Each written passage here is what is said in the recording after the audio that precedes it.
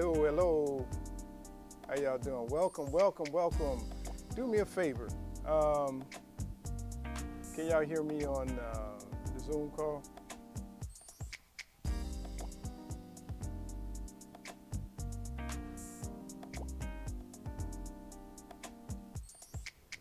Renee, Ronnie, Kim, can y'all hear me? Yes, I hear you. Okay, all right, all right. I thought I was by myself. Renee, are you there?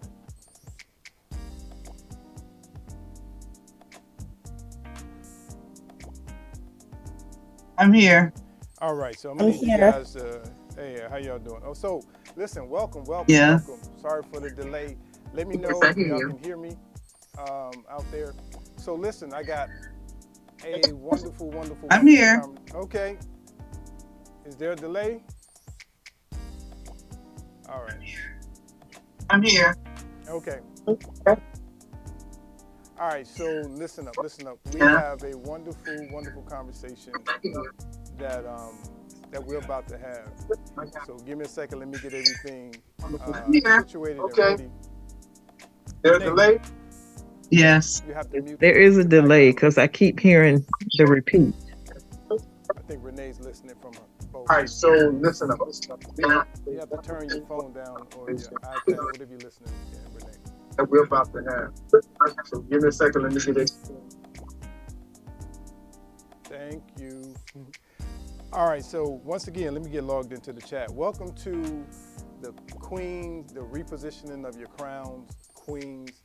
I have a great, great, great topic, great conversation, and I'm looking forward to really, really hearing a great dialogue. So if you're listening on YouTube, if you're listening on the MSC Network, I want to welcome you, and then we're going to get started in a few seconds. So make sure you have yourself a pen or something to write with, because I'm going to be dropping some gems. It's going to be a great, great, great conversation, very dynamic. Check your feelings at the door.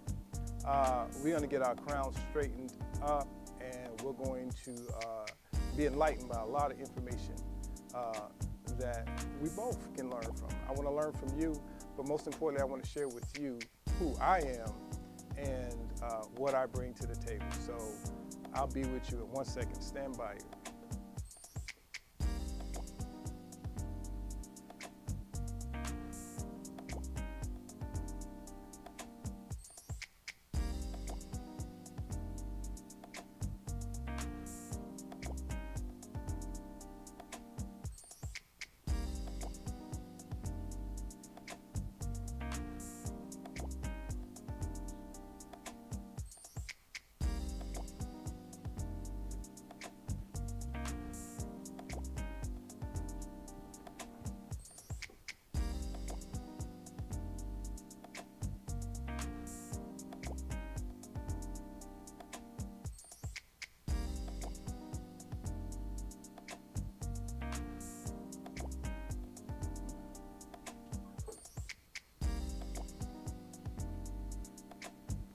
Yes.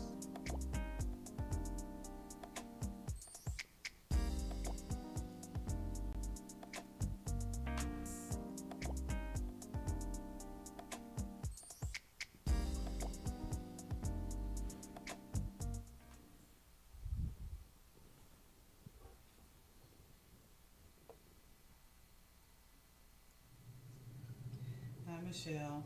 Hello. If you were wearing a virtual crown, what in your life occurred to cause it to tilt, to shift, or to fall off?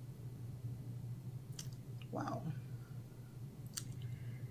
That is a very good question. And I would definitely say the first thing that comes to my mind is when I was diagnosed with breast cancer in 2021. That was something that I could never think that I would recover from. I actually thought that my life was going to end at that point. So I would say that my crown was definitely shifted, it was tilted, and it felt like it fell off. And I did not know how to get through that, get past that, until I actually fell to the feet of Jesus, and he helped me to place my crown back where it belonged by believing in his truth, his word. That is what brought my crown back to where it should be and will always be, because I believe in him and I trust in him.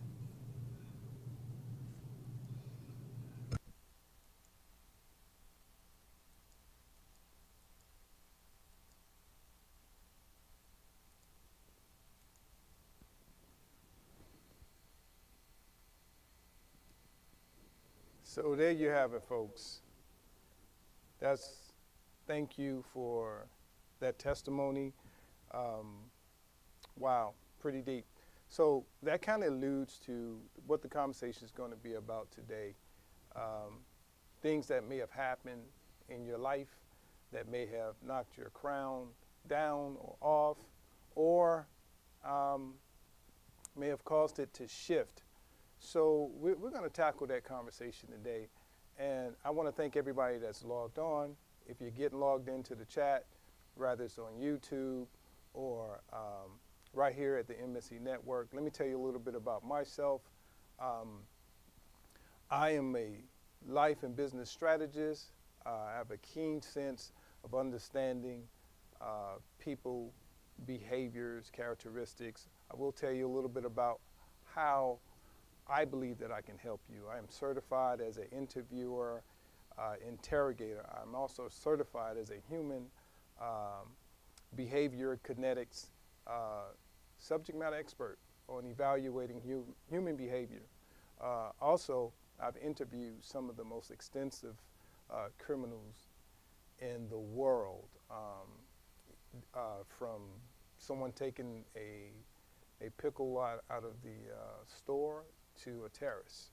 So I have an extensive background on understanding human behavior and why we do some of the things that we do.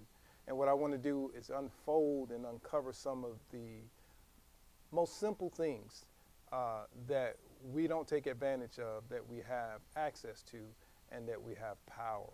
So one of the most important things that I would like to do is define what this whole conversation is about. But before I go any further, just do me a favor, put a 1 in the chat and let me know if you hear me okay, so that I know that you're receiving this information. I don't want you to miss anything.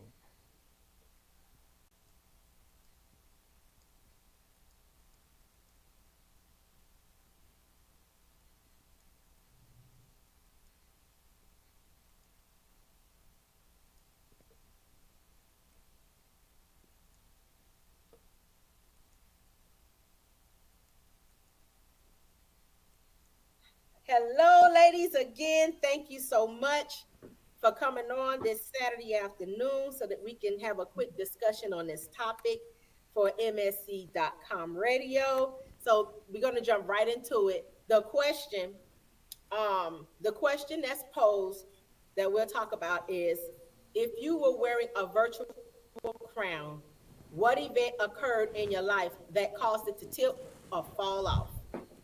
So any one of us could go first, and just give insight on an event that happened in your life where you felt it caused your crown to tilt, or you felt it tilt. Because I know mine was tilting. People thought it was still sitting up straight.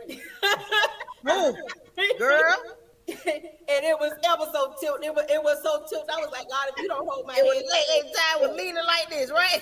Like, in an awkward position. Ooh, honey, tell me about it. Yes. But I guess I could go ahead and start. Hey, ladies, I am a 10 billionaire, and it's awesome and amazing to meet all of you wonderful ladies. And I do, I always tell people, when you create a platform for yourself, or when you walk in a certain light, a lot of times we don't have we don't have an outlet, right? And so we are always filling up other people's cups when sometimes our cups be empty. And I'd be like, God, I don't have any more. How can I fill up the everybody's cup when I'm empty? And so for me, I just wanted to say that because a lot of times I it's monitoring who you allow in your life and in your space, especially in those vulnerable, naive moments. And for me, I experienced something that I had never ever experienced before. And when I was in a vulnerable state, I lost my dad. I was emotionally distraught. Um, I didn't want to hustle. I didn't want to work. I didn't want to pursue business. I didn't want to do anything. All I wanted to do was just think about my dad. And because I presented to be a very strong woman, everybody would make the statement to me, Tan, you got to be strong for your mom. Tan, you got to be strong for your daughter. And not realizing that was my daddy. So I didn't have an outlet, and so I was very, very vulnerable. I was very, very kind of like naive. I like to use the phrase, I came off my square. And so and at that time of me being vulnerable and not having that outlet, I allow people in my space that shouldn't have been there. And baby, when I allowed those folks in my, and it was a lesson. I'm gonna call it a lesson. But when I allowed those people in my space at that vulnerable time, my life turned upside down. And so, when you are vulnerable, when you are in a weaker state, it's very important that you monitor everything in your life. You got to continue to pray. You got to get on your knees. You can't question God. Your faith got to be on 1,000. Like, you have to take your mental state, especially when you're walking in a different light than just normal people. You have to take your life. You got to take your life. You got to really depend on God. You got to really lean on the Word. And so I'm saying this because I'm an entrepreneur, serial entrepreneur. So what entrepreneurship, you be up, you down, you left, you right, everything. But I had never been through this. And so I thought that I had found somebody that I can cry on their shoulder. I thought I found somebody that I could lean on. I thought I found a confidant. I thought I found somebody who understood that I just needed some support because I had lost my dad. And that representative of that person presented very well.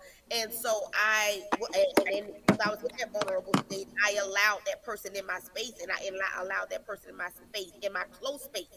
Normally, the real 10 billionaire would have been looking sideways, monitoring, paying attention, no, like very vigilant. Vigilant, did I say that right? Yeah, and observant. But at that time, I wasn't myself. So and I allowed my crown to tilt, guys. When I tell you I lost everything, I lost my place. I lost myself. My confidence had went down. My business dwindled down. Like, I lost me, and I was still walking around trying to act like I'm strong, but I had gone through so much, and I don't know how much. I know we don't have a whole lot of time, so I don't want to go too far into details. So, folks, that was just a testimony, and thanks to the ladies that were brave enough to share their stories and their testimonies. We're going to dive back into that video in a little bit, but that's a true testimony of someone that's really acknowledging that their crown shifted. And the young lady before, speaking about her diagnosis of cancer, and it had really shifted her crown. So she found her ground and her center. And both of these young ladies were just very, very, very genuine and forthcoming with imperfection and understanding that life will continue to life. So what I really want to dwell into is what causes our crown, kings or queens, to shift, and then what makes us a king? What makes us a queen? Let's identify that. I'm going to have one of the young ladies that are joining me. I have on the line with me, Lady CK, one of the radio personalities here, along with my admin Renee, and then also my lead moderator Ronnie, that's going to help me out a little bit with this conversation. So let me see if they're on the line. Can you ladies hear me? Yes. Okay, Lady CK, Yes. if you can pull up, I have a book that I've shared with you, and I want to go to that book. And Lady CK, do you have that pulled up? Because I'm going to see if you can help me out with. Yes, I do. Okay, so do me a favor. For the audience out there, I think it'd be good to set the table with defining how I defined in this book. And this book will be coming out real soon. You guys stay posted. How do I define queen? I believe it's in chapter 1. Can you read that for us? Okay. It says, what makes a woman a queen? Is it her poise, her grace, her power, or is it the way she commands a room with her presence, exuding confidence and charisma? The answer is a combination of all these things and more. A queen is not just a title or a position of authority. It is a state of mind, a way of being. It is about embodying certain qualities and characteristics that set her apart from the rest. A queen is a strong yet compassionate. She is confident yet humble. She is a leader, yet she listens and empowers those around her. One of the most iconic symbols of a queen is her crown. Wearing a crown is not just about looking regal and majestic. It is a powerful symbol of her authority and sovereignty. It is a physical representation of her status and her role as a leader.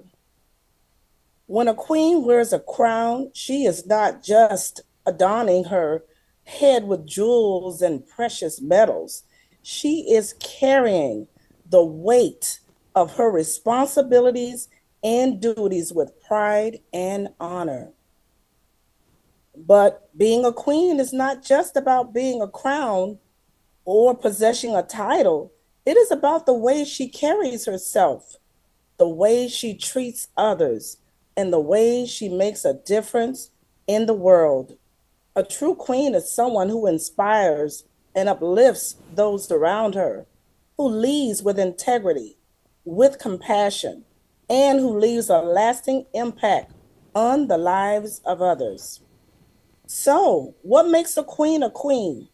Is it her inner strength, her outer beauty, and her unwavering commitment to making the world a better place? Is it her ability to lead with grace and humility, to inspire others to greatness, and to wear her crown with pride and dignity? A queen is not born, she is made through her actions, her choices, and her character. And when a woman embodies all these qualities, she truly becomes a queen in every sense of the word. Wow. Thank you for so eloquently reading that. Listen, I thought it would be great to set the table. Thank you, Lady CK, for reading that chapter. That was from chapter 1. And I thought it would be understanding, it will bring a better understanding on what this conversation is about if we first define what I defined as a queen. As she said in the passage, a queen, you're not born a king, you're not born a king. It's something that you develop into. And I believe that we all possess the ability, the opportunity to be a crown wearer. But in order to do that, I hear a lot of people calling people queens and kings, but that's not a title that should be used loosely. Kings and queens go through so much. As you saw the young ladies earlier speaking about what they've been through, and we're going to delve into that and kind of have a conversation about that. But one of the first things we have to do is let me set the table straight. Let's get our hearts and our minds in a position where we could receive the information, right? Where we can be able to absorb the information. A lot of times we're listening to hear someone at fault, to hear something said or misspoken word or something of that nature. But if our heart's in the right place, we can really receive the information. Most queens listen with their hearts. And hopefully by the end of this conversation, we can reset the table so that we won't be so emotional when we're listening. Because when we listen with our hearts, we miss a lot of key information because we're waiting for that response. We're waiting for that opportunity to get back at it. So I'm saying that so that we can kind of relax a little bit, receive the information that I want to share with you guys, and that way it can fall in a really good place. My heart's in a good place, right? So listen, let's start out with determining who we are and whose we are and where we come from, and dynamically what makes us the character of the person that we are. We are all bits and pieces of where we come from. We're all bits and pieces of who we come from. We're all bits and pieces of a society that we were born into that we didn't choose. We're all bits and pieces of a family that we didn't get a chance or an opportunity to choose. Some of us are very fortunate to have great families, but some of us are not so fortunate, and we've had to build our own families, right? So let's have a conversation about what's our makeup and why we are the way that we are. Why is this so important? Because in order to have this true, genuine conversation, we have to admit that we are truly who we are, because a lot of us are over the age of 18 and we have invested in every moment that we are in. At some point, we have to go back and take accountability for who we are and why we are where we are. And the first thing that is important is, I'm going to put this on your heart and think about it. The formula of life for me is there's two responses. Two, and you may want to write this down. One is being prepared. And two is responding, the response. That's what life is about, preparation. And most often, when we're not prepared for something that occurs in our life, when we're not prepared for something tragic, when we're not prepared for that thing that may cause our crown to shift, that causes trauma more dynamically than what it probably could be. So, for example, if you had a financial crisis occurred and you were not prepared for that, that will ultimately just spiral you into a crisis because you're not prepared. This is why we're being taught, and a lot of times we were being taught to save a few paychecks, to not live paycheck to paycheck, to have an egg nest, to have a safety net. Why? Because this minimizes some of the trauma that we deal with in crisis. So there's two things. Being prepared. That happens in school. That happens when you're being raised. The birds and the bees. The enemies that are out there. The things that can hurt you. The things that can harm you in life. And some of these people that should have been teachers were also the assailants of us. So a lot of times we were not taught to deal with those who we trust and we love the most that may have caused the most pain, right? So getting back to the two things that are important is, hopefully by the end of this conversation, we'll understand that we need to be prepared. Why? Because regardless of what age you are, life has been lifing for you, and it will continue to life to you. But here's the caveat. Most of us, when life occurs, it appears to be something out the norm. When life happens, it appears to be catastrophic, traumatizing, unexpected. The reason why this has so much of an impact, because we're never really prepared for things when they happen. So we're talking about preparedness. So hopefully by the end of this conversation, we start to get our mindset, if nothing else, our mindsets to be prepared for what life offers. Every year, every day, we're learning. People are passing away. Even though we're shocked, we understand at our age that this is part of the process. But we're always shocked and surprised when we hear that we've lost a loved one or someone that we really care about. This is part of the process. So we're not mentally prepared. And this is why there's so much trauma with loss of loved ones, because mentally and emotionally, we're never really prepared for that. So even though it constantly happens, why are we not prepared? Then the other part of the life being prepared is the response. So when you're not prepared, the response is indicative to not being prepared, right? So let's take away, and I'm going to get back into that and ask some questions, or have you guys ask me some questions so I can answer. The two parts of life that are most important that I want you to take away is being prepared. Being prepared, even though you don't know what may occur, but being somewhat prepared that things can occur. But if they do, measure your response. Understand what that response is. And a lot of times in life, we live majority of our life responding, not preparing. So hopefully by the end of this seminar, we'll learn to be more prepared than more responsive. We're responding to something that has already occurred. We're preparing for what has not occurred and what we think may occur.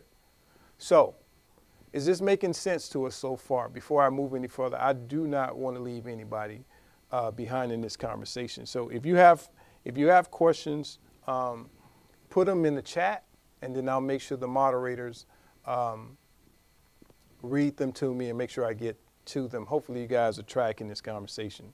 So the next chapter, I don't have it in front of me. Renee, tell me what chapter 2, just tell me the title of chapter 2.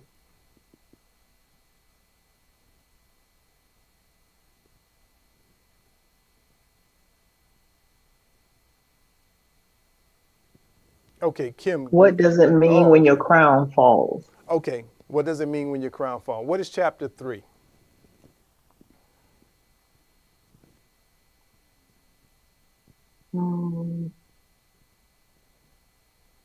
Healing past relationships. All right, what is number 4? These That's are the 3. Chapter 2. Okay, Kim, what does it mean when your crown falls? Okay, what does it mean when your crown falls? What is chapter 3? Renee, somebody has their... Healing. Healing past relationships. Okay, all right, so somebody tell me Healing what... past relationships. Number 4. That's 3. Chapter 2. Kim, what does it mean when your crown falls? Oh my. Okay, what does it mean when your crown falls? What is chapter Renee, 3? can you mute? Can you mute, please? Healing past relationships. All right, there we go. So somebody tell me Healing past relationships. There we go. All right, Ronnie, can you hear me? Sorry about that, folks. This is live. All right, Kim, let's go back. I hear you. I hear you, Richard. Okay, Ronnie, read chapter 4 for me.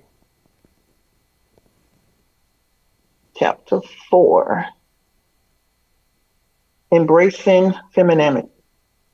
Dear queens, in a world that often applauds traits typically associated with masculinity, such as strength, assertiveness, independence, embracing femininity can sometimes be misunderstood as a weakness. But let me assure you, embracing your feminine essence is far from weak. It is a profoundly powerful and liberating experience that can enrich every facet of your lives. One of the greatest gifts of embracing femininity is the ability to connect with your emotions and intuition on a profound level. Women are naturally imbued with with nurturing, empathy, and emotional intelligence, which are instrumental in forming strong relationships and for setting emotional well being by embracing your feminine. You can tap into these inherent strengths, gracefully navigate the interact tapestry of your personal and professional lives. Moreover, embracing femininity empowers to break free from the confines of social gender norms and expectations, giving you the freedom to express yourself authentically and unapologetically through embracing your femininity. The challenge, Okay. the notion that certain behaviors are traits. You wanted me to stop? Yeah, that's good right there. Okay. That's good right there. Okay. So here's something that I want to dive into is this whole thing about being overly masculine with women. I know it's a very sensitive topic, but I'm willing to dive into it. A lot of women, and I'm going to go back a little bit so that we can start dealing with some of the trauma, and then it leads to why I believe that sometimes women tend to be a little bit too masculine because of the options, the choices, right? Being a single parent, feeling like you had no choice but to take control, or just history of, feeling untrusted, unworthiness, things of that nature that sometimes create being over masculine. I'm going to define my opinion of what over masculine means. It does not mean that you're trying to be a man. Sometimes it means that it may be a little bit too much for your character trait by virtue, by birth, by whatever the case is. Women typically are just nurturers or soft people or laid back or more on the side of the reasonable thinkers, the intelligent ones, right? But I think a lot of times the way that we communicate is obscured by over masculinity. What does that mean? Past trauma. You don't want it to happen to you anymore. So sometimes that calls you to be masculine in your decisions if you've been a victim of something before or someone has mistreated you, a man, a narcissistic relationship, domestic violence, and you want to assure that these things does not happen to you anymore. If you were a meek person, sometimes those situations will turn you into more of a masculine person just to assure you as a safeguard that this does not happen. Well, we're going to delve into that conversation about masculinity. What I believe that will help those circumstances and situations is if you would really be assured on who you are. What happens to you most often is not your fault. I think what you carry most often is your choice. What I mean by that is that if you're at a place where you can receive help, if you're at a place where you can speak to a therapist or a coach or a counselor, if you're at a place understanding that these things happen to you and you haven't healed from them, at that point, I think you should assume responsibility for getting yourself the help that you need. Therefore, this eliminates what we call triggers. This helps eliminate some of the trauma that we carry around. So what happens when we don't deal with these situations, we carry around traumas, and trauma creates triggers, right? And triggers create resistance in relationships. I'm going to say that again. Trauma is the leading cause, a lot of times, undealt with trauma leads to triggers. And when you have those triggers, they create resistance in relationships.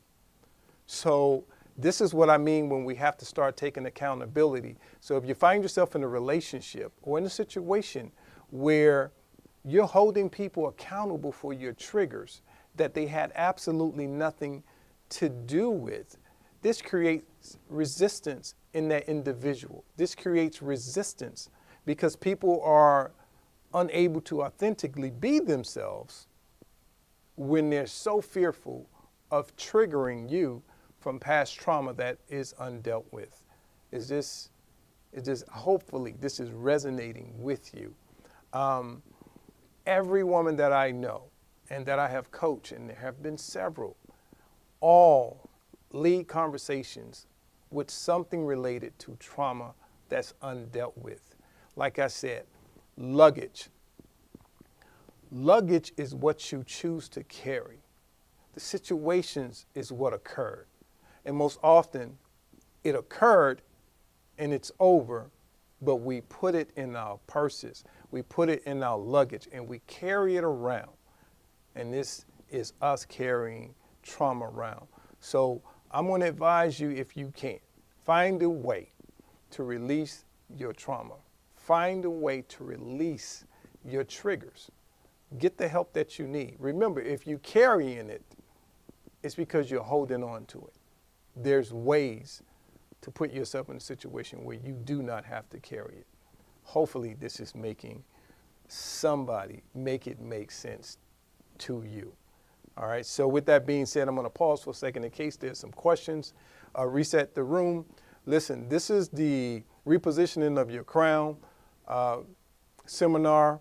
I'm Coach Rich. I am a life and business strategist, and we're just diving into a much needed conversation. And I have some queens on the line, and thanks to all the queens that are logged into the chat. I'll get to your questions shortly. So hopefully by now you're thinking, we have to deal with things that are undealt with in order to get to the next level. Something at some point in your life have caused your crown to shift. This doesn't mean, a shifted crown doesn't mean you're not successful. A shifted crown or a crown that has fallen off doesn't mean that you're not intelligent. It doesn't mean that you're not feminine. It doesn't mean any of that. What it basically means that you have lived life. Now the question is, how do you plow through? How do you plow through? And then in Renee's reading the chapter, I believe it was 4, we spoke about femininity. Why is femininity so important?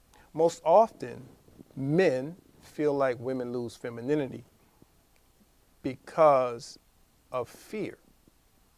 Most often, and it is my opinion, that femininity often is lost because of something else that occurred directly related to loss of trust, loss of feeling hopelessness, being undervalued and overwhelmed. This sometimes causes us to lose our femininity. Y'all femininity, not ours. So basically, trust is the key word that I'm going to mention as it relates to femininity. Why is this so important? Because when you start to lose trust, women often feel, and I'm not trying to tell women how women are, I'm just giving it from a king's perspective on what I see. At some point, I see there's been some broken trust. I see there have been some letdowns. So it's kind of like the mindset of, I got this. I'm going to take care of myself because I can't trust you because I don't know you. I just know your pedigree. So most often, women are not necessarily barking at men the way that men believe. Not all women are bitter like men tend to believe. Not all women are intentionally emasculating men intentionally. It's just that at some point in their life, they've been at a point where they've had to take the baton, they've had to take the mantle and do it themselves, which leads with a masculine tone. And when you do something like that for so often and you depend on yourself so often, it's actually a good thing But it comes out bad when you're emasculating a man, when you're being overly masculine. I do not believe that women were created to emasculate men, but it happens as a result of something that has not been dealt with. So dive into that thing that has not been dealt with, and let's figure out how we can get our femininity back. And because being feminine is power. The way that I perceive a woman that's feminine is not weak. It's confident. It's confident. See, when men see women that are masculine, and when I say masculine, I'm not talking muscular, I'm not talking, that kind of masculinity. Masculinity, I'm talking in tone. I'm speaking in the fact of doing more than what is expected of a woman. When I see a feminine woman, it doesn't mean she can't be in charge. It doesn't mean she can't be a boss. It doesn't mean she can't make decisions and she's not intelligent. So when you're feminine to high value men, such as myself, it is a bonus when you're feminine. Why? Because your femininity shows that there's no insecurities. The more feminine that men see women often shows that she doesn't have insecurities. There's nothing to prove to him. If she needs to step it up, she can, and she will when it's required. But to lead with masculinity, you can't frighten someone to want to be with you. That creates testosterone versus estrogen. And this is how we end up in violent situations, because there's a lot of testosterone and there's a lot of estrogen, and when they meet negatively, the impact is horrible sometimes. So I'm gonna stop for a moment. I believe that there's some questions.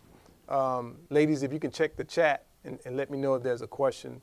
I would love I have to a question. Okay, who is I? This is Ronnie. I have a question from Darlene D. Phillips. Okay. And Darlene asks, is it that women are placed in a position of minimizing themselves?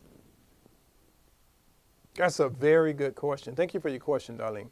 Yes, women are often required or requested to minimize themselves, and I'm going to tell you the key word. When you run across men or others that are insecure, the caveat or the offset to that is to have you turned down, because we can't necessarily match your energy, or we can't match your value. So the best way to do that, and this leads to a lot of narcissistic relationships. This leads to a lot of domestic violence situation, verbal abuse. Why? Because a lot of times when we're speaking about men and women relationships, if that person is intimidated or feel insecure by your value or your success, a lot of times to match you, you would have to be turned down. And if you don't volunteer to do that, most often things will occur to make you feel less than, and that will automatically turn you down. So the way to deal with that is to not be not to give up your femininity. It's just to be reassuring to yourself.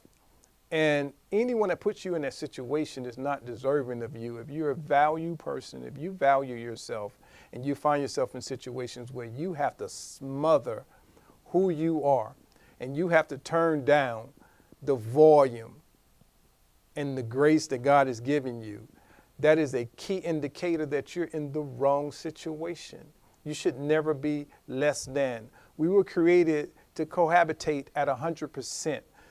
Some people believe that relationships and situations are 50-50. No, it's 100-100.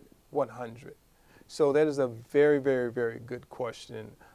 Most often women are undervalued because by putting you at the place of value where you belong, sometimes it makes others feel less than. So never turn yourself down. Never turn yourself down. But then understand the prestiginess of being a crown wearer. Understand how powerful it is to still be a woman, still hold on to your femininity without losing it because you understand your value. Attract the right thing and the right people to you. Never adjust your volume unnecessarily because it is yours. Let the world hear you loud and clear. Are there any more questions? Yes, Richard, this is Ronnie. Sharon has a question. Okay. And Sharon asks, why are some women programmed to be alpha male in relationships and friendships? Okay. Ask that question again. Why are they programmed to be alpha male? Yes, why are they programmed to be a alpha male in relationships and friendships? I don't know that they're programmed. I think sometimes women take roles when others don't. This is what it sounds like Sharon is by nature a leader. See, a lot of women have leadership qualities and struggle with it because they're holding on to their femininity. So there's a tug of war between remaining feminine, right, and being a leader. There's always been a struggle. So any woman that's been in a leadership position understand exactly what I'm speaking about, because you want to remain feminine, but at the same time, there's this dynamic pull between you being a leader and feeling that your leadership quality may emasculate or minimize someone else's. So I don't know if you're being programmed to do that. I think it is a conscious feeling that you may get when you're in that mode of having to make decisive decisions that maybe someone else is not willing to make. And this makes you feel as though you're being programmed, but the truth of the matter is you really have the quality of leadership, and it is okay to make those decisions. And if you are in a true, valuable relationship, it is okay to not always be in the back. It is okay. See, I hear all the time, and you may want to write this down, that behind every good man is a good woman. I don't follow that theory. I love the woman in front because if she fall, I have the strength to catch her. I love a woman in front because she sees clearly often. She's often intelligent and very decisive and make great decisions. So if you're behind me, I can't see a lot of those decisions. I can't see a lot of that advice. That's why I want a woman in front of me. It doesn't mean I'm not a leader. But if she should fall, I'm there to catch her. But if a man falls on a woman, does she have the natural strength to catch him? Think about that.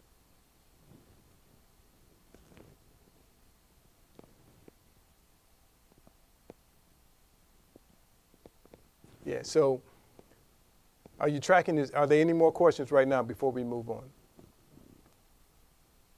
Okay, Lady CK, if you can do me a favor and tell me what chapter 5 topic is.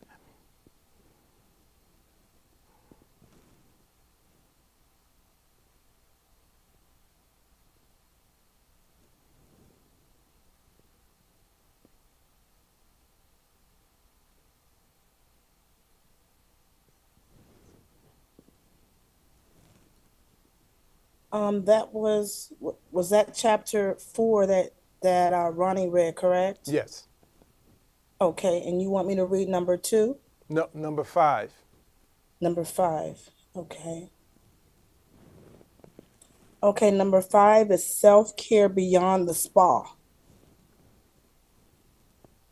My esteemed queens, when we think of self care, images of luxurious spa day and pampering treatments often come to mind.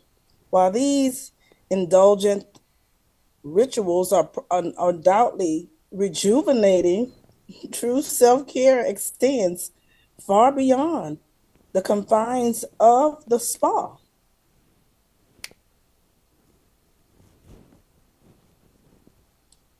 It encompasses a holistic approach for nurturing your mind, body, and soul and requires a deep commitment to yourself in every aspect of your being. One of the cornerstones of self care is setting boundaries, learning to say no when your plate is overflowing, and honoring your limits without guilt or apology. Boundaries are essential for protecting your energy, preserving your well being, and safeguarding your precious time. By establishing healthy boundaries, you cultivate a profound sense of self respect and ensure that your needs are met without compromise. Equally vital to self care is nourishing your body with wholesome nutrition that fuels your vitality and sustains your health. Consuming a well balanced diet rich in nutrients, cleansed foods, not only enhances your physical well being, but also uplifts your mood, sharpens your focus, and boosts your overall sense of vitality. Remember, my queens, you are what you eat. So choose wisely and nourish your body with love and care. Furthermore, self care entails cultivating positive relationships that uplift, inspire, and support your growth. Surround yourself with individuals who cherish your light, encourage your dreams, and celebrate your essence. Choose friends, families, and partners who honor your worth, respect your boundaries, and uplift your spirit. Positivity is contagious, and nurturing harmonious relationships is a vital component of your self care journey. In a fast paced world filled with demands and distractions, prioritizing self care can feel like a daunting task. However, it is during the busiest moments that self care becomes most crucial. Carve out sacred moments in your day to tend to your needs, whether it be through meditation, exercise, journaling, or simply indulging in a quiet cup of tea. Your self care rituals are non negotiable, my queens. They are the lifeblood that sustains your inner light and nourishes your soul. Remember, self care is not a luxury reserved for special occasions. It is a sacred practice that honors your worth, nurtures your well being, and celebrates your essence. Embrace self care as a daily ritual, a sacred commitment to yourself, and watch as your radiance blossoms and your inner strength flourishes. You are deserving of boundless love and care, my queens. Prioritize yourself, cherish yourself, and watch as the world around you transforms in response to your unapologetic self love.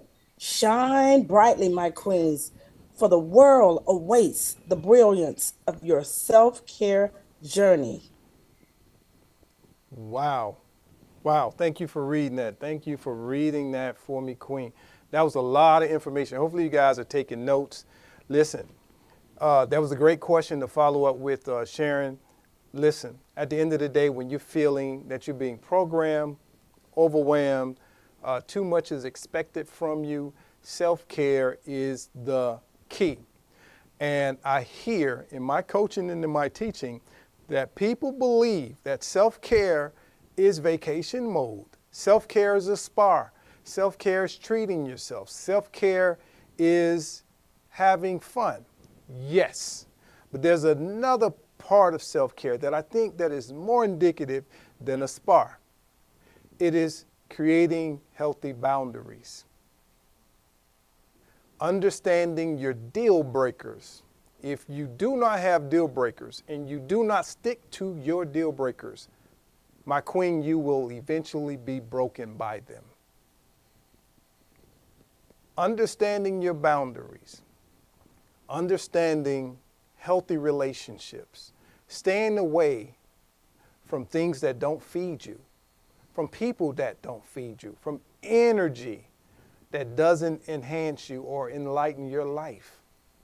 Self-care is more than just a spa day. It is a peace of mind, wherever that may be, in your home, in your backyard, in your laundry room, in the restroom, away from the noise, away from the chaos. Reflection time, understanding when is a good time to download your day. How do you keep what's good from it? And how do you throw away the trash that occurred in that day? So self-care is so much more broader than just going to the spa. And I think a lot of us may miss what self-care really means because we look at it as a resource, not an opportunity to heal oneself. We look at it as a field trip, not an opportunity to heal ourselves. We look at it as a place or a location, not an opportunity to heal ourselves. This doesn't take money. It doesn't take resources. It doesn't necessarily take a location or a destination. Sometimes, and women, you should be the best at this because you're always in your head. Self-care is when you go in your head intentionally and sweep and mop all the garbage that is in there. That's part of self-care. It is so much more broader.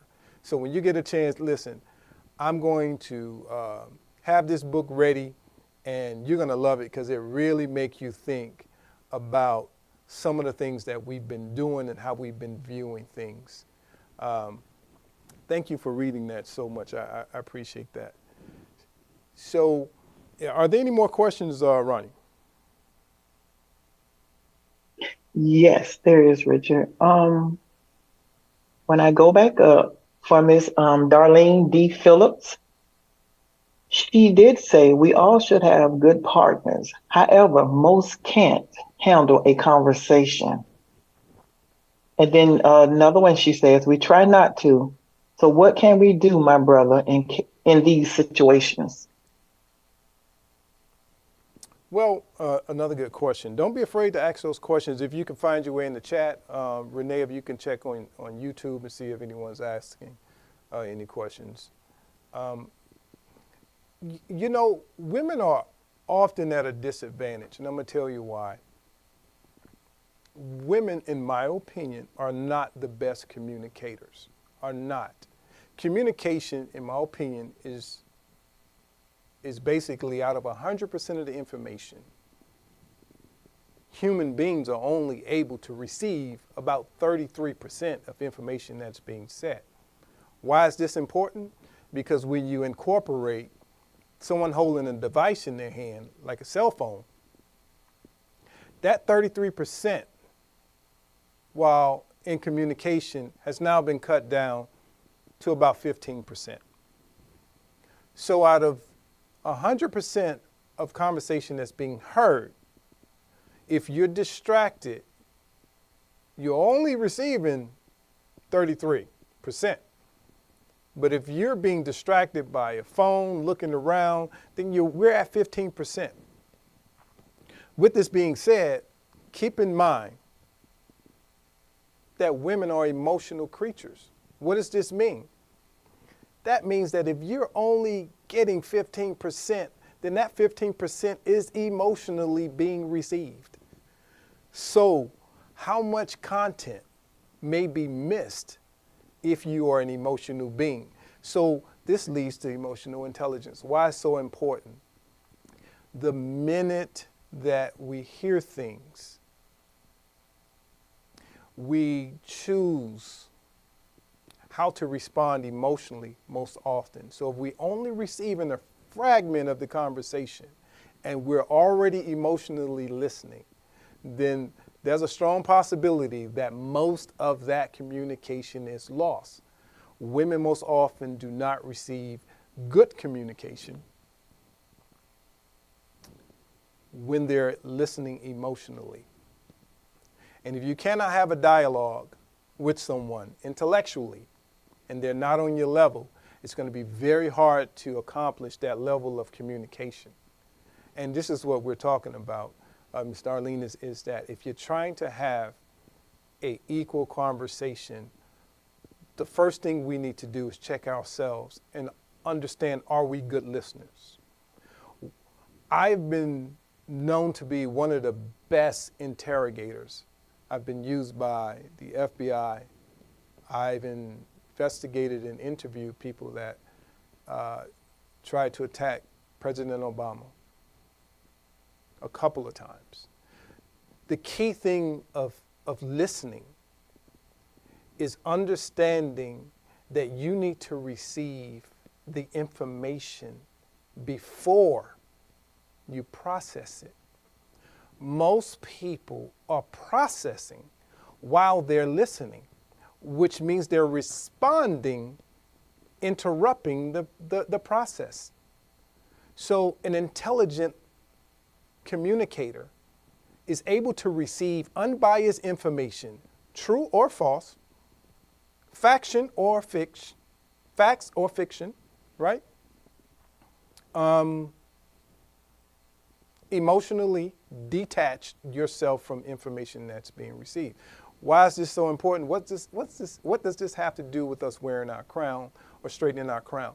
Moving forward, I'm hoping to make you stronger individuals in your character traits, because we can change our mindsets, right? So understanding how to listen and receive information, even though it may not be great information, even though it may not be factual, even though it may hurt, receive it, process it, then ask yourself, am I going to respond emotionally or intelligently?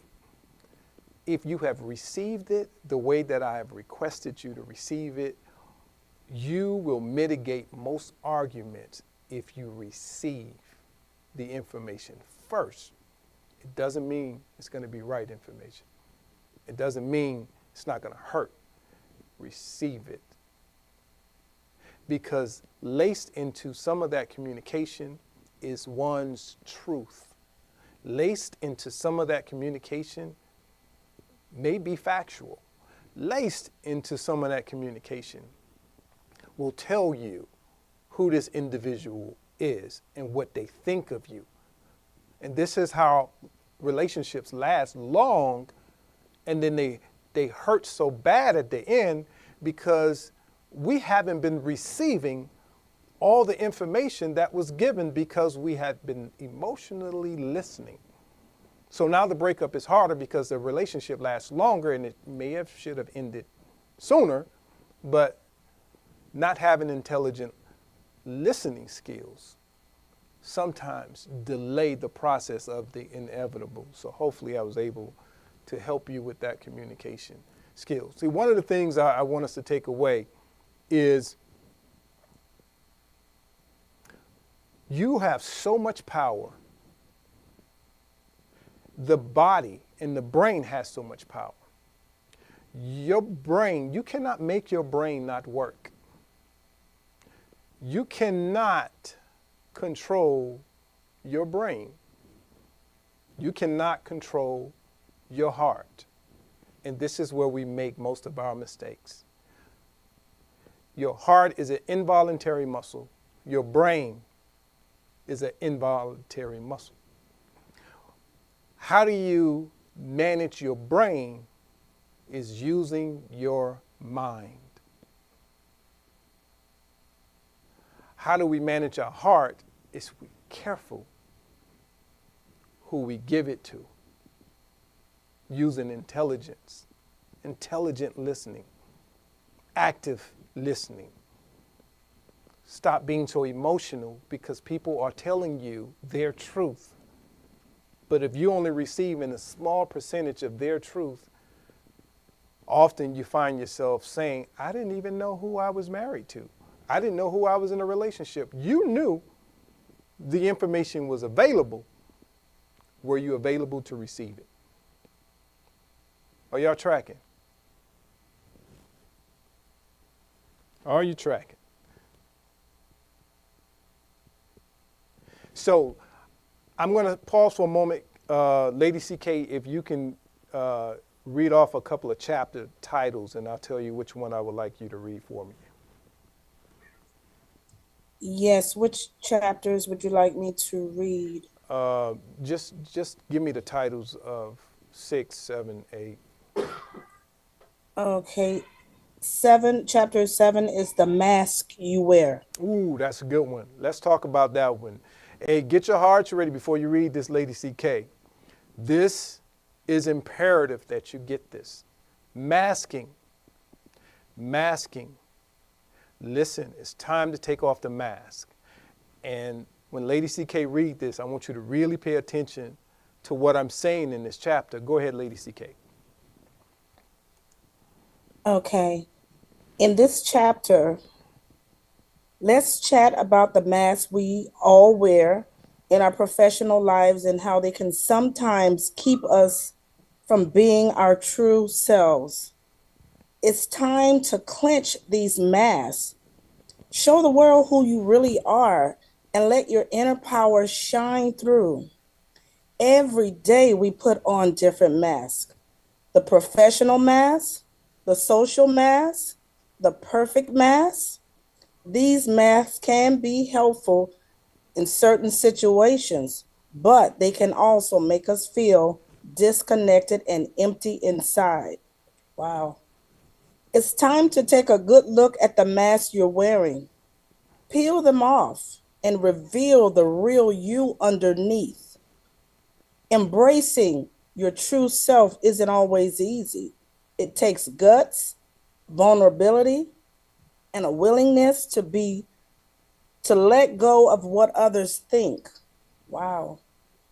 As queens, it's important to stand in your truth, be yourself, and own it. By embracing your quirks, flaws, and strengths, you can truly connect with yourself and others in a meaningful way. Forget about trying to be perfect or fitting in with societal expectations.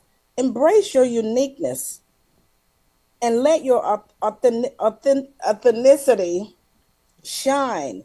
That's where your true power lies. I challenge you to break free from societal norms. Let go of the masks that no longer serve you and embrace the beauty, authentic person that you are. It's in your vulnerability and rawness that you'll find freedom and inner peace. Okay, that was it. Right, so there you have it, right? Masking. Most women that are listening to my voice are masking. What do you mean masking? Masking basically means that we've been taught to put the best on the outside. And most women have mastered that, putting the best on the outside. And what that does is not necessarily a literal mask. It's a virtual mask, theoretically speaking. We hide behind blemishes. We hide behind the reality. We hide behind the abuse. We hide behind the reality that we live in every day. And we mask it. And the truth of the matter is, if you were walking around and people can see your virtual luggage, you would not probably look as appealing to most people if they could see the trash that you carry. What happens is we hide behind who we really are. And when we get into our places, we're somber sometimes. Queens, we're carrying this heavy load of being super women. We cook, we clean, we answer all the questions. We got everything taken care of, and we're superheroes. And then what happens is you feel that you cannot take this mask off. And this is where men, kings, have come in a lazy way, have saw the cape that you have been wearing and have considered this your norm, leading you no opportunity to be natural, no opportunity to take your cape off, because you have now, my queen, made being a superwoman look so easy to us that we have made it the standard. And you have allowed us to watch television and look into magazines and tell you who you are. And then you become characters of who we say that you are. The truth of the matter is, if you double down on who you organically is and who you are organically made to be, we will fall into place. But what happened is, because you have fulfilled our destiny, you have fulfilled our dreams so much that we're living in the fantasy world that you are all perfect. So when you don't perform and you don't look your best, you don't want to be in the public's eye, because we have adapted to a new standard that is really unrealistic. And this leads me to the point where I feel that men owe women an apology. But on the other side of that, I feel that women should take accountability for changing the standards, knowing they were unrealistic, knowing they couldn't carry them every day, knowing they were masking to accommodate. And this created a whole new standard. So now it's so hard to go back to your natural self. It is so hard to be your authentic self, because now men think that it is unacceptable. TikTok, Instagram, social media has taught us with these filters how to be so perfect and how to not embrace who we really are. The truth of the matter is, every day is not always a good day. Every day is not always a good hair day. Every day you don't want to put your cape on. Every day you don't want to tolerate. You don't want to be the saver. You don't want to pour out. Sometimes you want to be poured into. But often you look like you don't need to be poured into, because you're masking who you really are. And this is why your cup is empty. So you're walking around with an empty cup sometimes, and no one's pouring into you, and you're upset at the world because no one's pouring into you. Well, you mask yourself as a full cup who needs nothing. Take the mask off. Let life accept you for who you were created to be. Let's get back to society. Let's get back to the norms and get away from society norms, because society norms are fake. Society norms are superficial. They're behind filters. The truth of the matter is, a queen, it's not a crown that you wear. It's what's inside of you. And it reflects on the outside without any assistance from any artificial, chemical-induced, extra. You are queen the way that you are. This doesn't mean don't enhance who you are. This doesn't mean don't wear makeup. I'm basically saying come from behind the mask, because most often you're broken. And most kings and most people in this world have no idea how much you're carrying on your shoulder, because you're masking everything so well. And when you mask it well, we give you more. When you mask it well, we expect more. We're very unapologetic in our expectations, and you're exhausted inside. And when you finally say, I'm tired, it becomes unacceptable because you've created a new standard. And this is why it's so important that after today's conversation, that you start unveiling the mask and being the true person and polishing the raw version of yourself. Polish who you authentically is. Don't polish more of the mask. And I'm going to say this before I apologize on the behalf of all the men. Whatever mask you wearing, if you develop an unauthentic relationship when you're masking, it's more than likely not going to be a successful relationship, because that person has gotten into a relationship with a mask version of you. And when you get tired of wearing your mask, theoretically speaking, he or your spouse or your significant other may not be as interested because you decided to unmask. This is why it's good and great to be your authentic self, because you can meet the authentic person when you're unmasked. Hopefully that resonated with someone. Somebody needed to hear that. So unmask, queens. That doesn't mean don't wear makeup. Unmask means be your true authentic self. Sometimes you don't have it. Sometimes you're not feeling well. Sometimes you're not perfect. It's okay. It's okay. Be who you are. And I know I went on with that because I'm very passionate about that part, because I believe men, by being unaccepted of you in a blemishing state, has put us in a place where our expectations are unrealistic. So on the behalf of every man that may have abused, misused you, undervalued you, disrespected you, made you feel that you were not enough, made you feel that you were less than, and after you may have built him up and he chose someone else or something else, I want to apologize on the behalf of every man that haven't made you feel the value that you deserve. So for all of my daddy's girls that never were made to feel like a princess, I'm talking to you.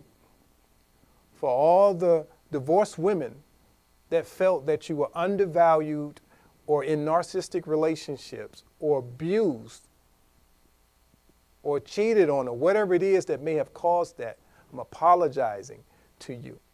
For every woman that is a plus-size woman that was made to feel that your body structure wasn't perfect or wasn't enough, I'm apologizing, because this is not the reality that we need to live in.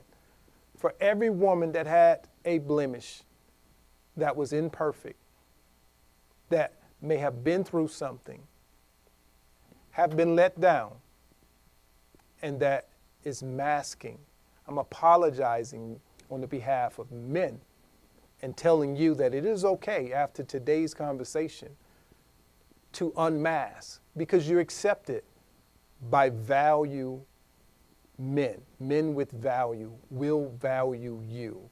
Stop attracting all the fakeness and the fake people that are not willing to accept you in your beauty. So you are a queen.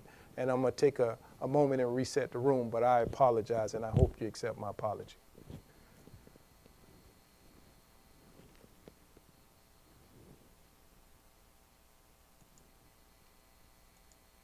So with that being said,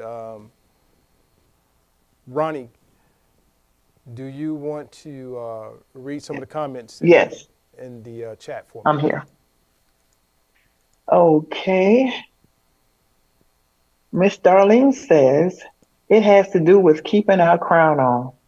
Is this one situation in relationships and not minimizing ourselves? We have to lead in business. I don't want to lead a man in a relationship. I choose none, then chose wrong.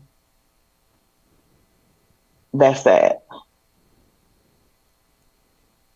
Okay, so And that she also, okay, that I'm sounds like a sorry. comment. Okay, so what else did she say? And she also said, my brother, I love my life, just trying to understand what happened to our men and how we can be better with them. My girlfriends already think I'm extra in my life. Unmasked. LOL. Well, the truth of the matter is, I said early in this conversation, the two most important things in life of understanding the formula is being prepared and understand that there will be a response. You're in control of both. We don't control life in its essence, but we can be prepared. And what I just got through speaking about was being prepared. Be who you would like to attract.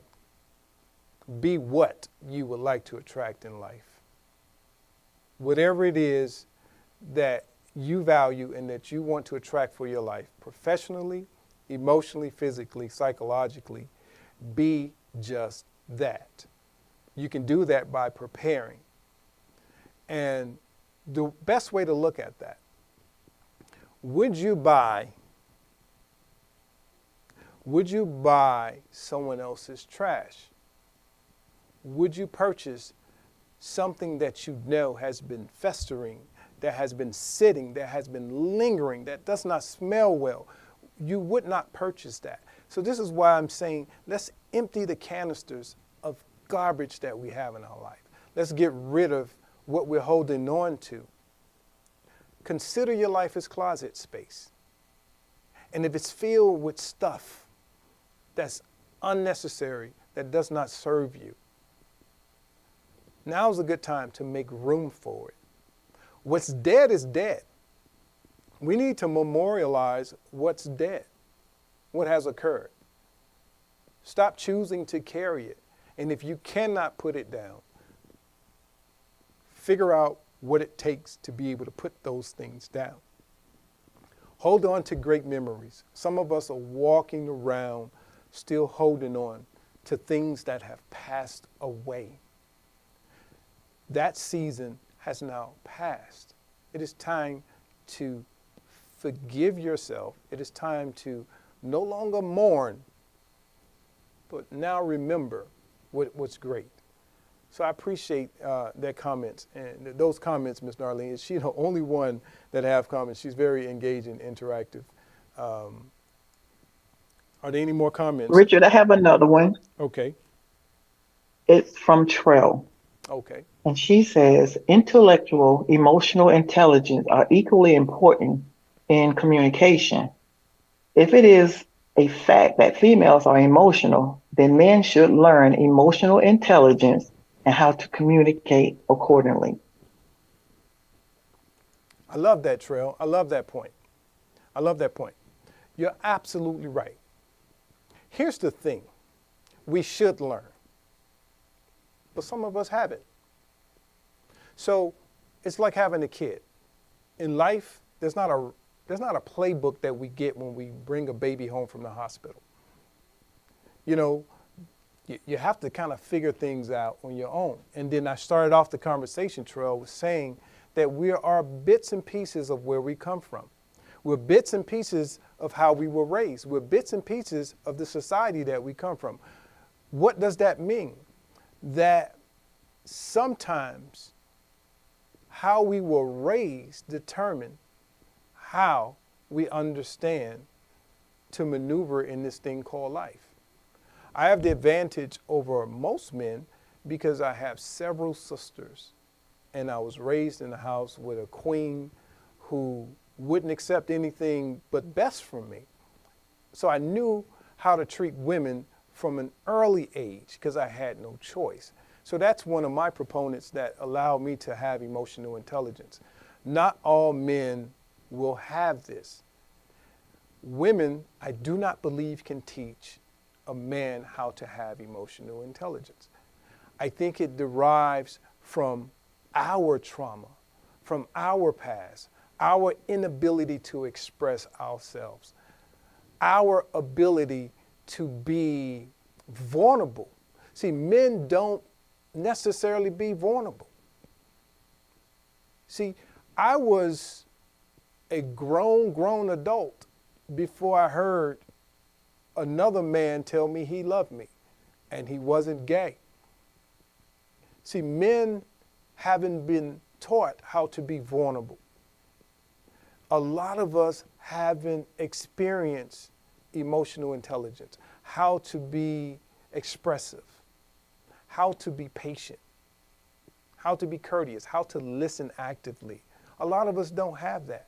And it's very hard for a woman to teach us that. But what I can tell you is to be able to decipher what's good for you is going to be based on his ability to be an emotional intelligent person. So it's hard for me to shift the world of men to be emotional creatures, to be emotionally intelligent. But what I can do is tell you how we are wired so you can make decisions based on who you allow to get close into your life. But I cannot change that guy that you haven't met, or I cannot change that guy that you have met to become an emotional intelligent person. But I can arm you and equip you with the tools that are required or necessary for you to make decisions based on this information that you're receiving. And you're absolutely right. But I cannot change men, but I can give you this information that I know will make a difference. So align yourself with the right people so that you can receive what it is that's good for you. Stay a queen, keep your value where it is. Do not minimize who you are. Be it alone if you must. It may take a little longer time, but you've earned your crown.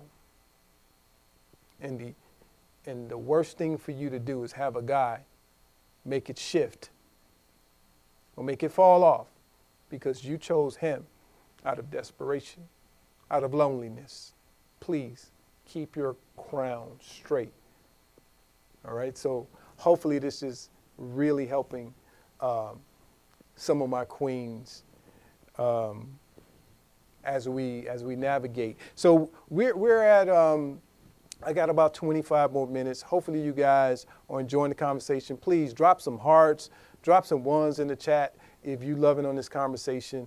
And listen, I'm going to have a book ready in a couple of weeks, and it's going to be a whole bunch of chapters that tell us, it's a quiz in there, things that we can do to test our knowledge to see, are we still trying to heal? Where are we in our lives? And with that being said, Kim, can you call out some of the chapters again? Because it's another one I want to expand on while I kind of browse through the chat.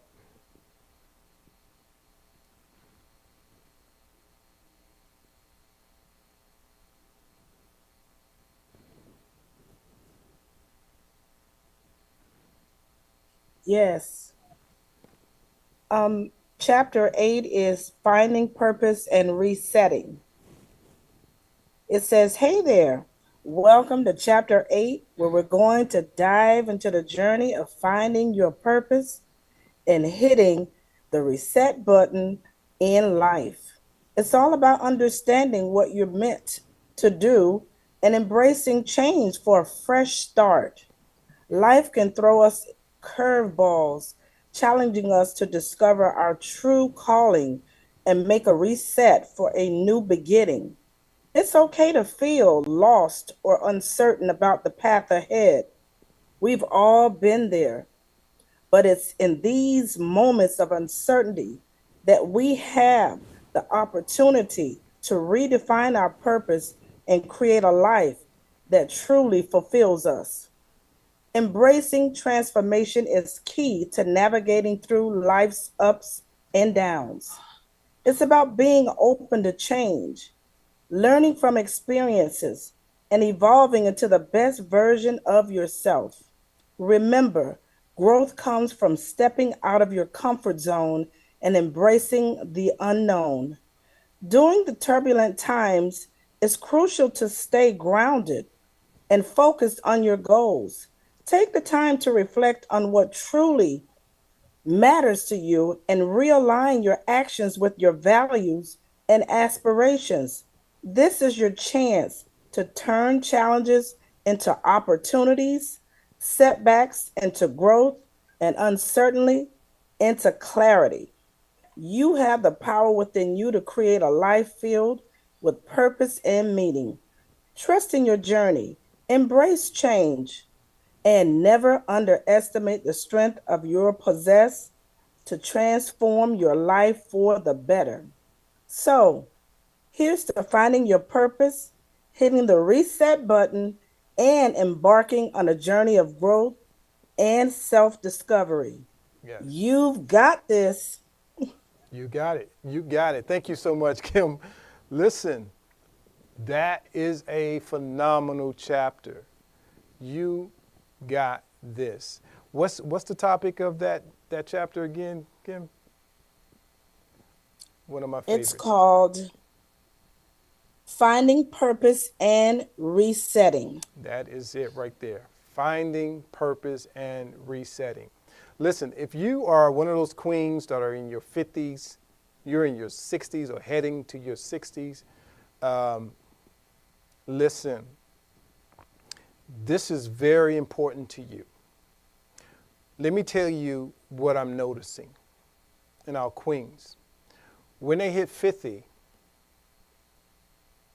or 60 or 70, they begin to play back the dreams. They begin to play back the visions and how they imagined that their life would go. And in the process of playing back everything they thought they should have been, every lane and every passage they thought they should have went, every loss, every hiccup, they start to evaluate and look at where they are. And then this is when the dreams begin to diminish, because you start to multiply time, right, by situation. And this is where we begin to talk ourselves out of our own dreams.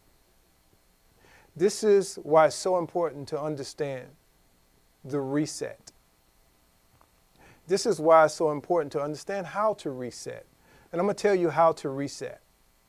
Listen, if you're one of those people that I'm speaking to that have looked back on life and say, well, it didn't unfold the way that I thought it should unfold. I'm not where I should have been. You know, I hear a lot of folks say, I'm not what I look, I don't look like what I've been through. When you start finding yourself saying these things, it basically means you're at that point where it's very healthy to reset. Reset, sometimes you may have to allow some things to fall off. Resetting means that people may need to fall off. Resetting means that you may have to relocate. Resetting starts in the mind. You are mostly what you tell yourself. Your day is going to be the way that you say it's going to be. You're ultimately in control of your mindset. A homeless person can be happy, prospectively, if they had a meal. Most of us are very fortunate to be where we are, to have what we have, to be surrounded by the people that we have. Let's polish and perfect what's left. Let's grow what's left of our life.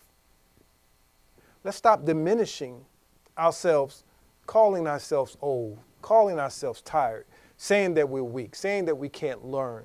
Listen, I'm going to put this on the screen real quick, and I'm going to call out some folks. Listen, look at these beautiful queens on the screen. One thing that you may not know is that, first of all three of these queens are my staff members. They work here at the network. Very intelligent, smart women. But one thing they all have in common and they're probably going to get upset with me, is they're all 60 plus years old. They're all, I'm going to say this again, 60 plus years old. Here's the caveat to what I'm saying. Does it look like it's over for those queens? No. This is a great opportunity for each one of these queens to look at their life, look at their beauty, look at what they have lived through. Their survival rate in life is 100%. 100%. So why not reset?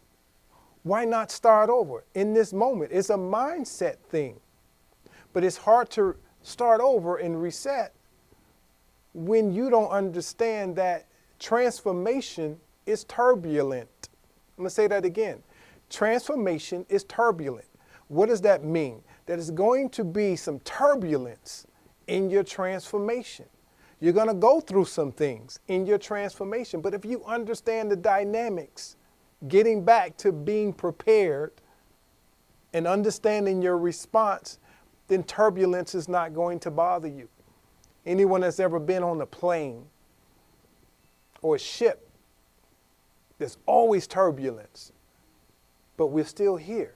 So knowing that your survival rate is 100% and you can make it through any turbulent situation, because if you're 50, 60 or 70 years old, you've been through so much turbulence and your survival rate is 100%. What are you crying for?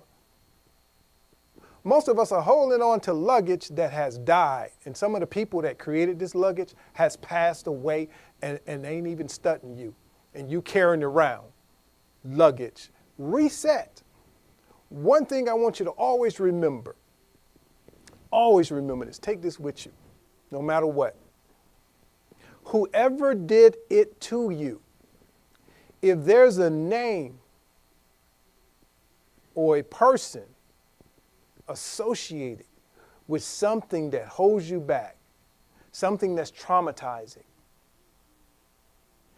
if it has something to do with your childhood trauma, being adopted, being left alone, being the black sheep of your family, being abused, being neglected, being mistreated, regardless what happened in your childhood, the trauma that occurred.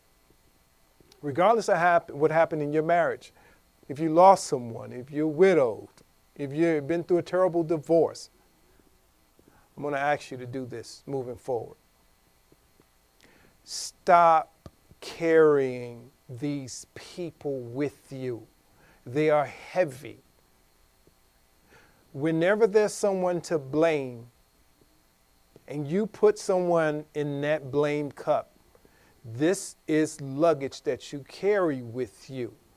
Drop the assailant. Drop the person that you're blaming. Why this is important? Because therefore you only have to carry you moving forward. See, to carry someone else in your heart, good or bad, it occupies space.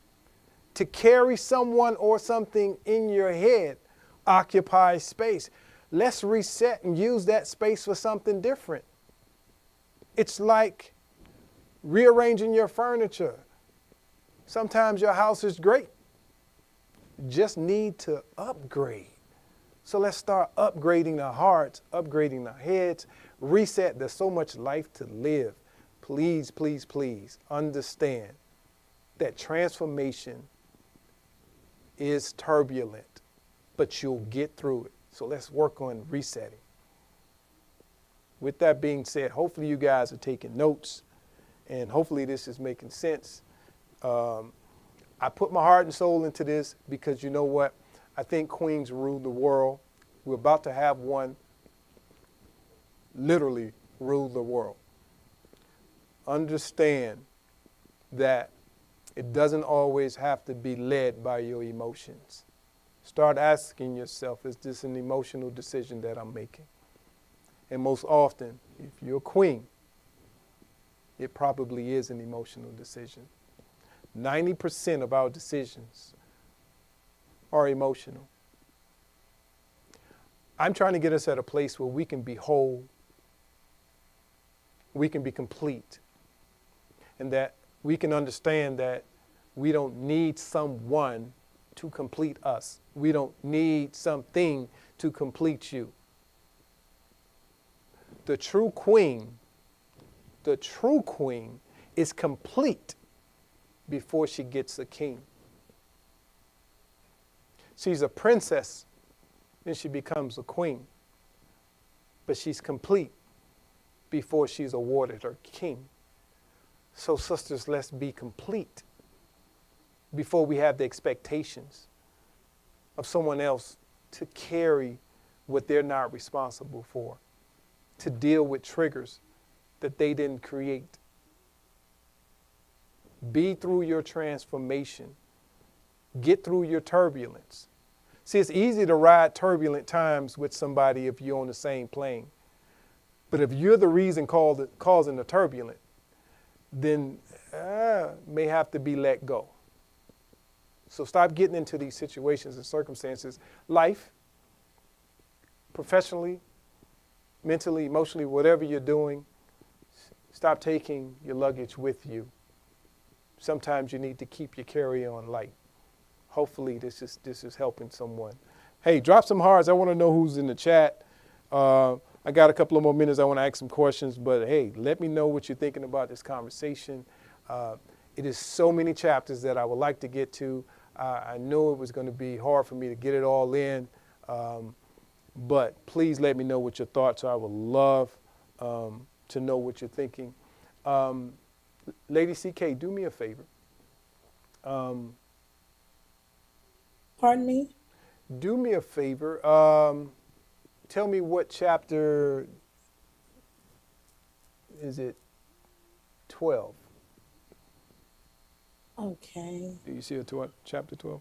While she's doing that. Chapter 12 is You found it? 10 questions to assess your crown. Okay. Let's hold off on that. What's the next? Chapter, let me see. Let me go past. Chapter 13 is reclaiming your power. 3 steps to magnificence. All right. So that's a good conversation. Please read that for me. I love that. This is a good one to end on. Okay, one moment. Let me find that.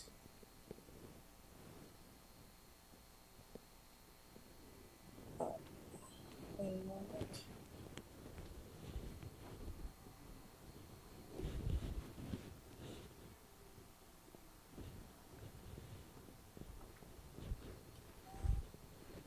One moment, please.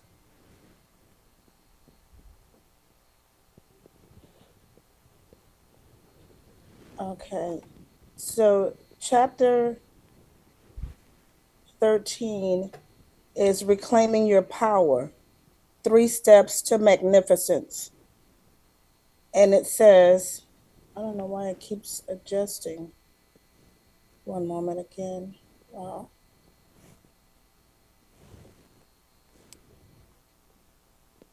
Well, let's go back to 12, if you can read that one, and ask the questions, Okay. and people can think about the answers.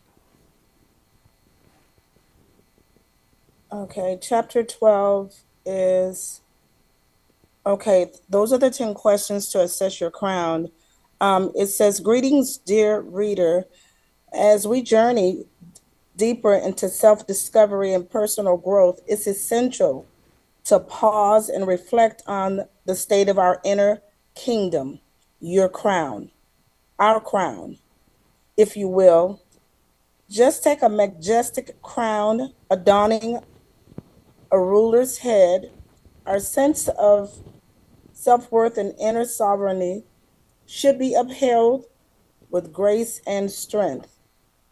Okay, so in this chapter, we present to you a simple yet profound quiz to help you assess whether your crown has fallen or tilted and offer practical steps to restore its rightful place atop your head. So grab a pen and paper and let's embark on this enlightening journey together. So, question one is, how do you speak to yourself in moments of failure or setbacks? A, is it with compassion and understanding? Or B, with self criticism and harsh judgment? That's a good one. All right, next question. Question two is, do you prioritize your own needs and well being or put other needs before your own? A, I prioritize self care and set healthy boundaries. Or B, I often neglect my needs to please others. That's a good one. Question three, how do you define success with worthiness?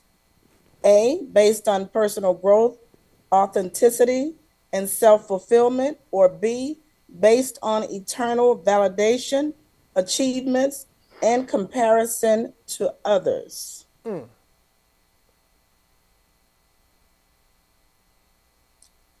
Question four, are you able to ask for help and support when you need it? A, yes, I am comfortable seeking assistance when necessary. Or no, I struggle to admit my vulnerabilities and ask for help. Question five, how do you handle criticism and feedback? A, I reflect on the feedback and use it as an opportunity for growth. Or B, I feel defensive and take criticism personally. Question six, do you practice self-care regularly and prioritize activities that bring you joy? A, yes, I make time for self-care and activities that nourish my soul. Or B, no, I often neglect my well-being due to busy schedules or other priorities. Good. Question seven, are you able to set boundaries in your relationships and say no when necessary? A, I assert my boundaries and prioritize my needs without feeling guilty. Or B, I struggle to say no and often overextend myself to please others. Question eight, how do you cope with stress and overwhelm? A, I have healthy coping mechanisms and seek support when needed. Or B, I often turn to unhealthy habits to avoid addressing my stressors. Question nine, do you believe in your own inner strength and resilience? A, yes, I trust in my ability to overcome challenges and grow from adversity. Or B, no, I doubt my capabilities and I feel insecure without facing life's uncertainties. And the last question is question 10. Are you able to forgive yourself for past mistakes and let go of regrets? A, yes, I practice self forgiveness and focus on learning and growth. Or B, no, I hold on to guilt and shame from past experiences. Now tally up your responses and reflect on the predominant patterns of that emerge.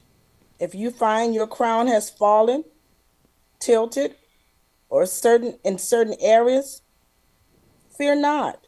There is always room for growth and transformation. Here are some steps to help you remedy any imbalances in your inner kingdom. 1, practice self-compassion and speak to yourself with kindness and understanding. 2, prioritize your own needs and well-being and set healthy boundaries in your relationships. 3, seek support and guidance when facing challenges or struggles. You are not alone.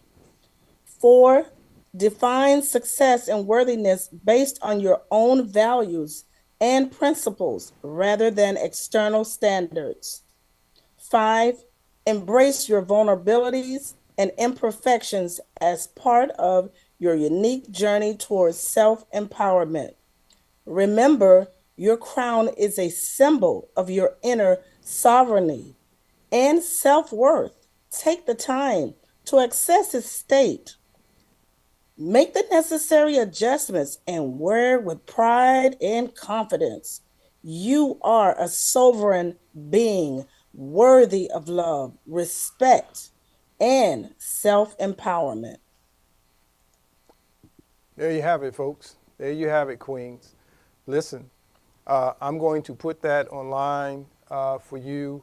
It is a ebook that I have put together. It is very dynamic. It gives you step. It is more than just a read. It is like a workbook and have exercises for you to follow to answer your questions and to help you realign your queen and get to the point where you can have dominion over your life and the crown that you wear.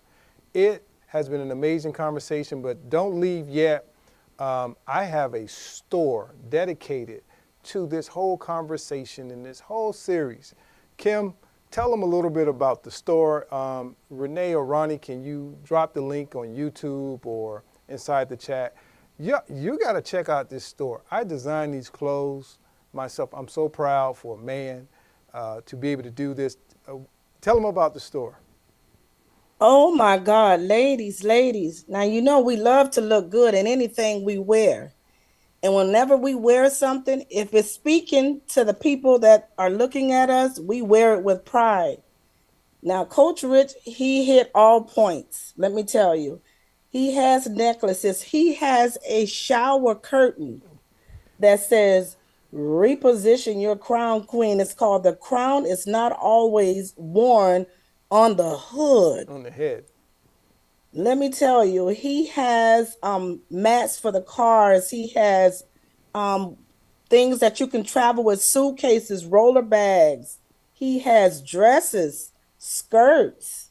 Ladies, y'all know we love dresses and skirts. I'm talking about the kind that hang off your shoulder, that be saying something. He has the little leggings with the top that go to it. These all have the crown symbol on it, to reposition your crown. So when we wear them, y'all know we saying something. I'm just saying, y'all. Y'all know how we are. Then we got that dress that one shoulder is off and one is on.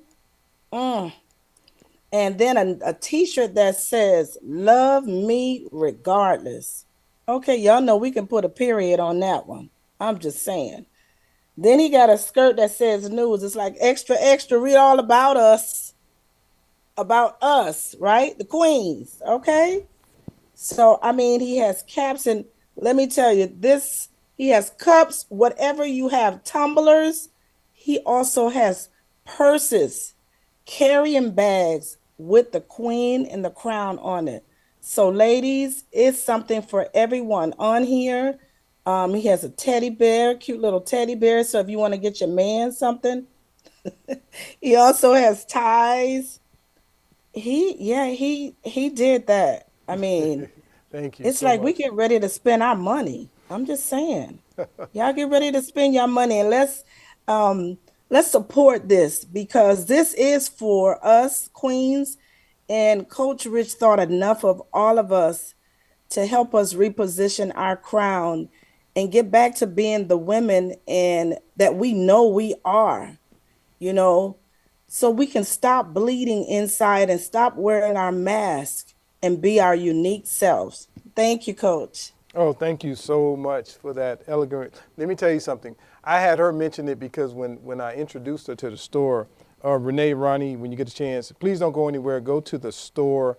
Listen, I put this on from my heart because I wanted the queens to understand that you're not forgotten. You are loved. You are enough.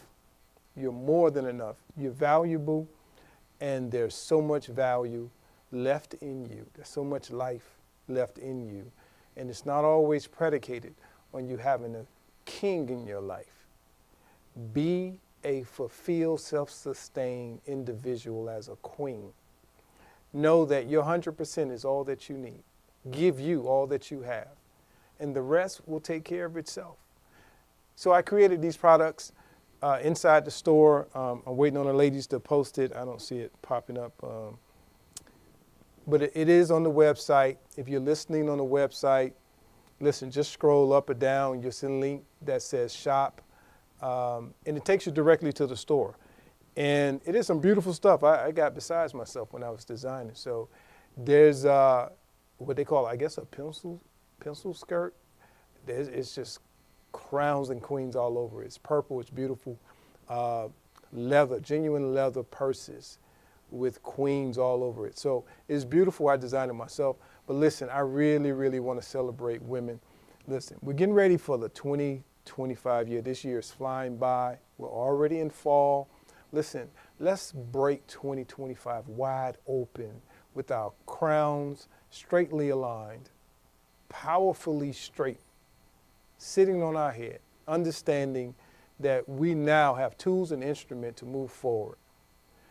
Don't expect the world to value you. You show the world that you're valuable. Stop with the unmasking. You are enough. Stop with the cover-ups. Listen, stop pouring out of a cup that's almost empty. Learn how to receive. Give someone an opportunity to pour into you. But you can only do that by being authentic. You can only receive the rest, queen, that you need if people know that you're weary. Stop hiding your true value. We're all human. Stop being the superhero. Respond to you first. Put your oxygen mask on first. How do you pour out when there's nothing pouring in? Who's sharpening you while you're sharpening someone else? Listen, we're all mature. Most of you are of age, seasoned, beautiful queens. Let's reset, restart, understanding that it's not your fault what happened to you, but we're going to stop carrying the person that did it to us, because that lightens our load. And we're going to start taking accountability for who we are and understanding that no one is responsible for us but us. That the cape we wear, we have to put it on. And we have to know when to take it off as well. What I do, a secret moving forward, listen, is I always look at me. I can blame the world. I can say it's her fault, his fault, their fault. But when I look at me, I say to myself, how did I allow this to happen? How do I not allow this to happen anymore? I assume responsibility for every inch and every iota of my life. And by doing so, it keeps me centered.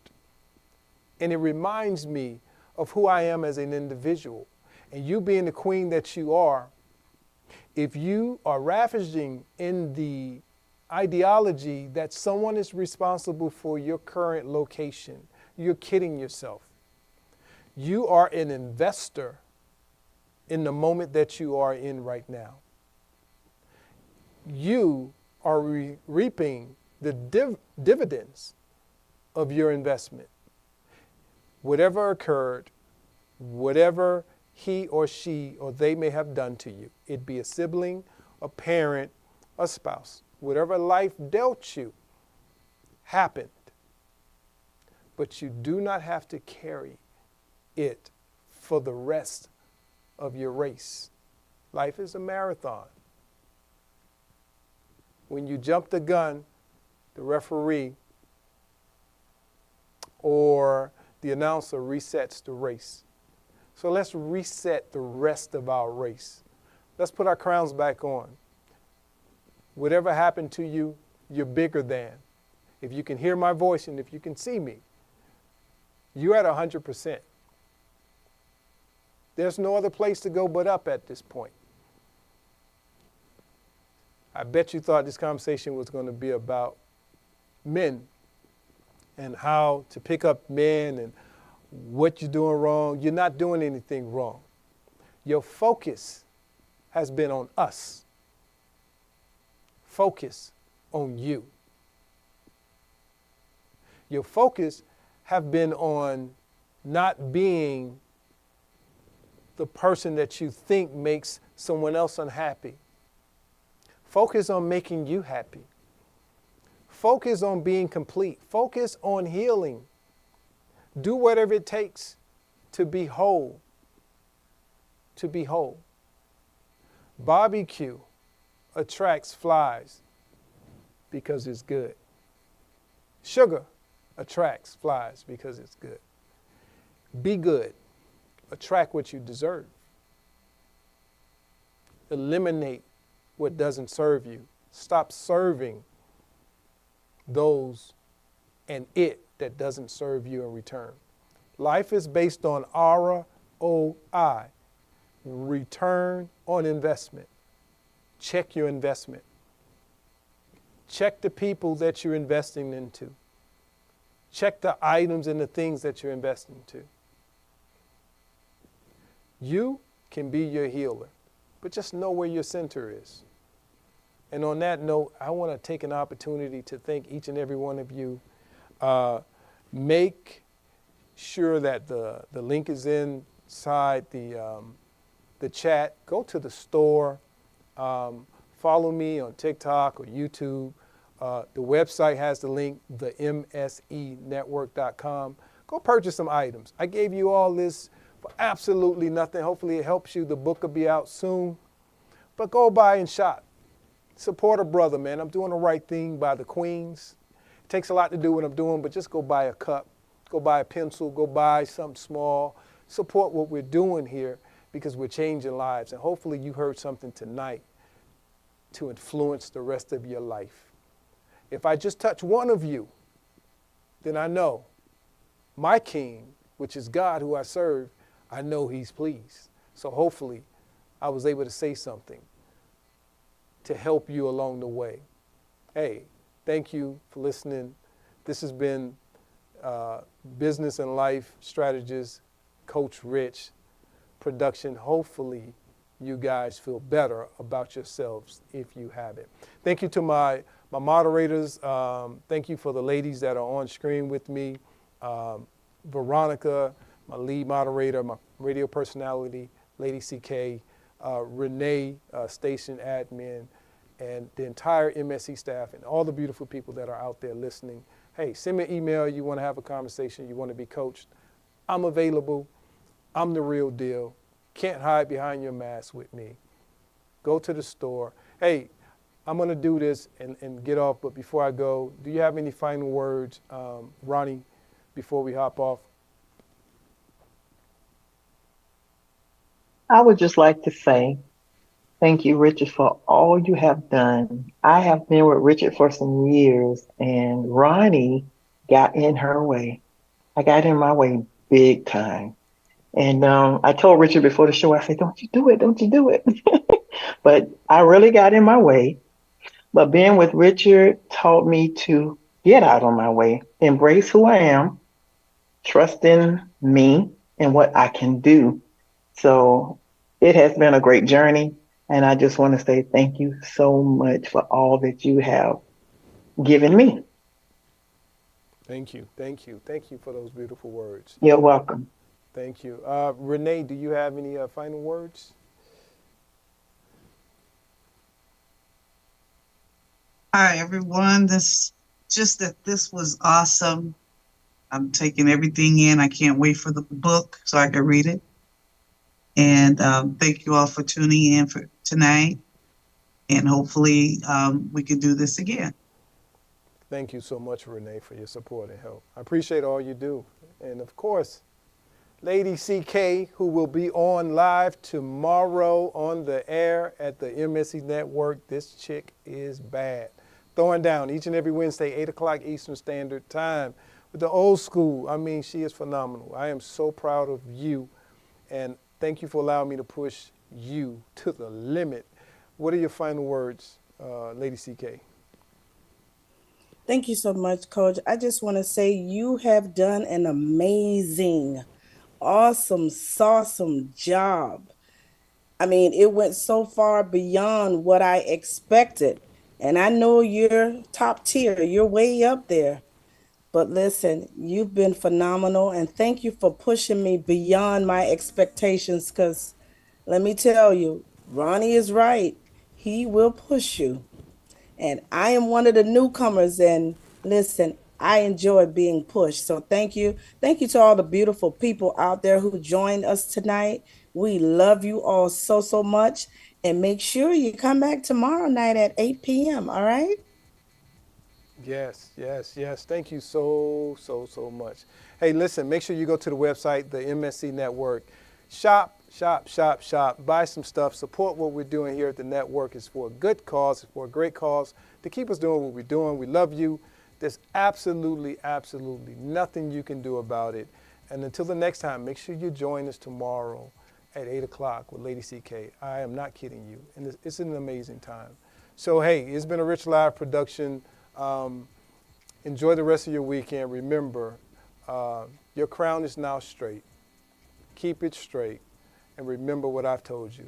Make sure you subscribed, and you'll be receiving information about the book release real soon. It is really dynamic. Love you. Enjoy the rest of your week. Remember, Coach Rich love you, and there's absolutely nothing you can do about it. Till next time, see ya.